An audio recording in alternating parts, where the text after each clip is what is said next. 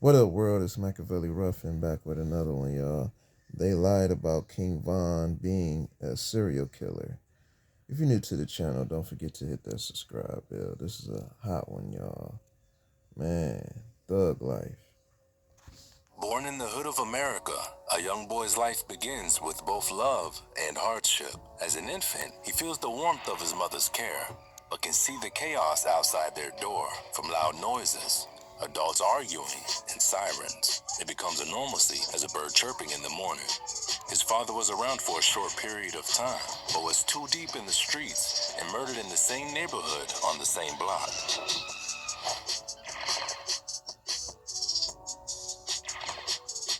Becoming quite a void in his early years as he ages, filled instead by stories from family and friends about how his father was a street legend and put that work in. Some men might step in, but their guidance is often split between love and life shaped by the streets. He dreams of playing basketball and enjoys reading his favorite comic books. Despite his hobbies, he quickly learns the rules of his environment. By the time he can tie his shoes, he knows that certain colors, certain streets, and even certain looks can make the difference between life and death. Gang territories dictate where he can play, and tragedy strikes early. His peers lost to stray bullets or retaliation from rival gangs. He's taught to keep his head down, but even that can't shield him from the dangers creeping closer. Knowing some rival gang of people you have never met would want to kill you, feeling almost like being a sport of some sort, setting an invisible timer for when his own innocence will be tested. Yeah, man.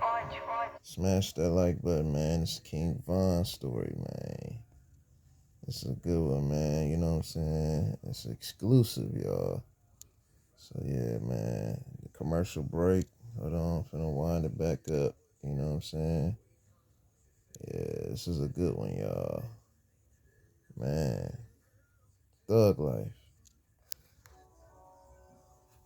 Adolescence arrives like a thunderstorm, and grief weighs heavy on his young shoulders from losing his friends to the streets, but has little space to process it. Vulnerability feels dangerous, and tears are often suppressed, replaced by an unspoken pressure to be tough. By now, the temptation being involved in gang activities is no longer abstract. It's survival. With his mother juggling multiple jobs just to make ends meet, he turns to the streets. In the streets, being unaffiliated means being unprotected, and the allure of having a family overshadows the fear of what the gang might demand.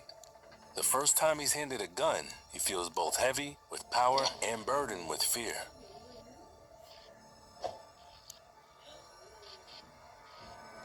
With his friends and OG's encouragement, revenge for fallen loved ones becomes an expectation. The influence of drill music becomes life's soundtrack, reflecting his reality. Even more, the world and social media glamorizes the life he's living, fueling his anger and aspirations, reflecting the chaos of his reality. Besides being eager to earn your own rep, a major part of that motivation are beautiful girls, who glorify the men who gain status through violence or money in the streets. Though, not all, but some of the girls, they consider a man approaching them with no motion or street cred a lame. But if you are somebody in the streets, you can get the baddest ones.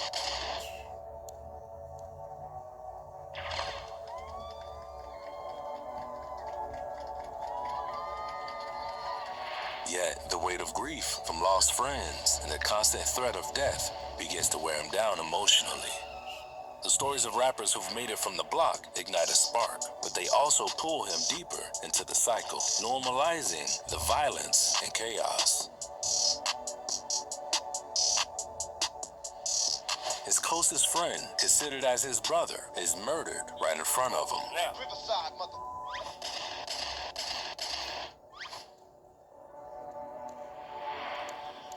Taking his final breath in his arms.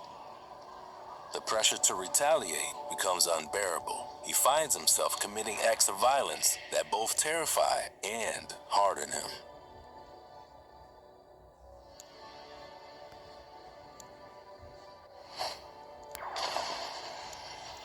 Killing becomes a grim rite of passage. Each act he justifies by the losses he's endured, wanting them to feel the pain that he himself has had to feel his whole life.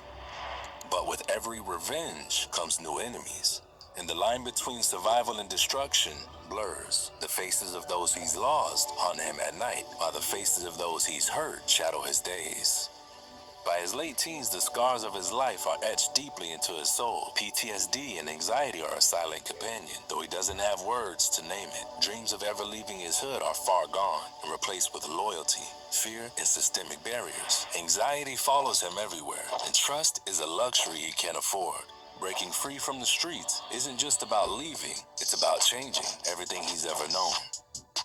This might sound like a movie or far-fetched for most people's reality in America, but unfortunately, this is a common life for a lot of kids growing up in the hood. Which takes us to why King Von is not a serial killer, as labeled by several YouTubers who made videos like the ones you see here.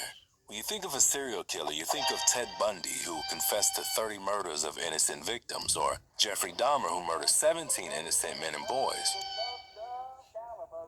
Even John Wayne Gacy, who assaulted and murdered almost 33 people.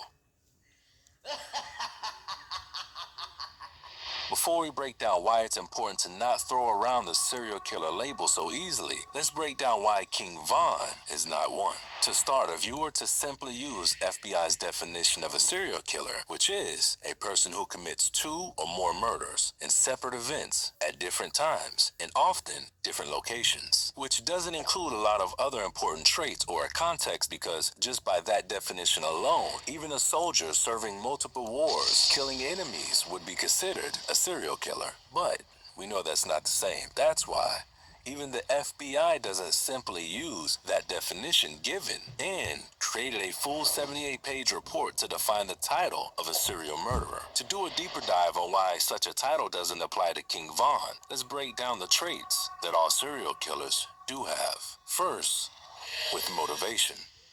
A serial killer's motivation is usually personal, psychological, or pathological. Killing to feel power, control, sexual gratification, or deep-seated psychological urges. For King Von, his killings are motivated by revenge, retaliation, or defense within the context of a gang rivalry. These acts are often seen as part of an ongoing cycle of violence rather than stemming from internal psychological compulsions. With Penn Foster High School, man. anywhere. Smash that like button. This is commercial break, man, on King Von. Man, this is about Von, y'all. Smash that like button. Hold on. Wind it back up for y'all. You know, this is a good one. Stay tuned. Next, context.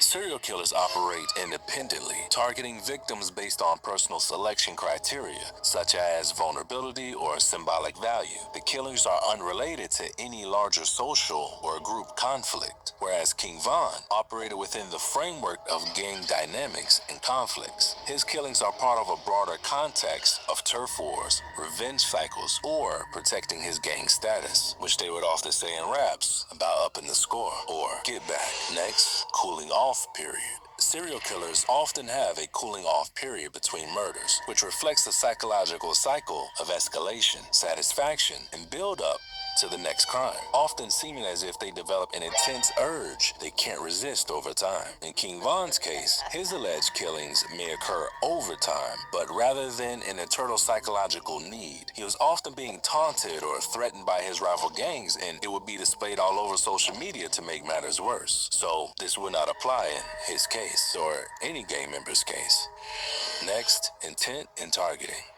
Serial killers' victims are often chosen because of specific traits like gender, age, appearance, or symbolic significance to the killer's psyche. There's usually no personal relationship between the killer and their victims, whereas a gang member's victims are typically rival gangs or those perceived as threats. The killings are targeted based on affiliations or personal beef, not abstract psychological criteria, like as said for a serial killer.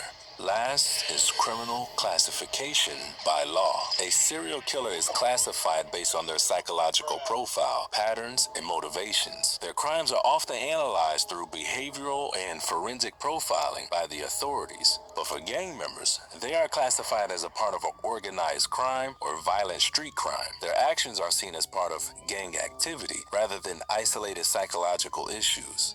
In conclusion, we're not condoning murder, which is completely bad in every aspect, no matter which way you look at it. But in these cases, it is important to avoid labeling a gang member like King Von as a serial killer, because it oversimplifies the problem and misdirects where our focus should be, making it easier to ignore their systemic conditions like poverty, systemic racism, lack of resources, and broken community structures that create and sustain gang culture, whereas serial killers' motives often stem from severe psychological disorders or personal gratification. Though some of them also have bad upbringings like abusive parents as an example, gang violence is often a response to systemic issues such as poverty, lack of opportunities, and the need for survival in marginalized communities.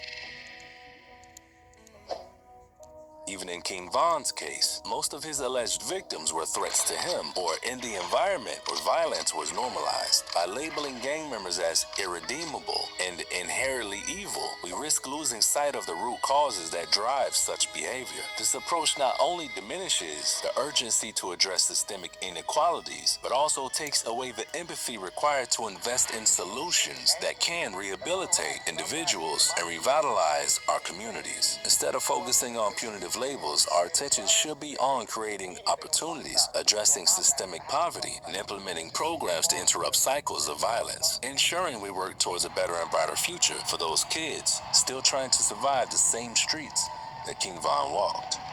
Make sure you check out other videos on the channel. I hope you like this video. Make sure you like and subscribe, and as always, thank you for the support. Split your wig, I got a stick, make your whole shit jump. You can be a victim. You ride around with that little shit, but I got a big one. Switch it up.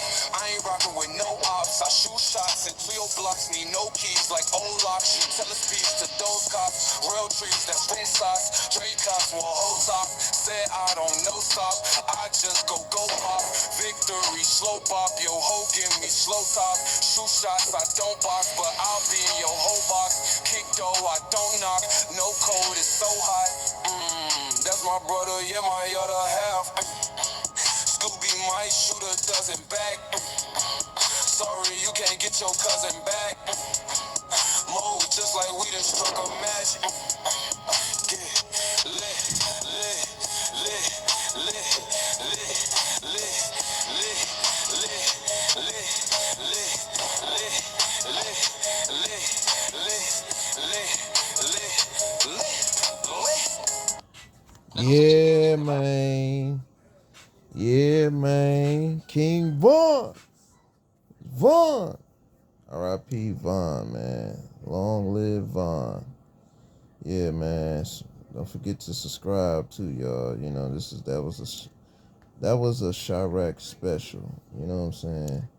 On King Von. You know what I'm saying? And you know, just like I did the last one, I might do another one on Tupac. You know, coming soon. You know, but yeah, that was a good one about Von. You know, just showing how he came up, y'all. You know, I'm saying, you know, it's just showing showing pretty much how he came up, and you know, the justification of him killing in the street. You know what I'm saying? So yeah, man. You know, let me know y'all thoughts below on what y'all think on the documentary. But you know, y'all know what it is, man. Be safe, stay dangerous, stay blessed.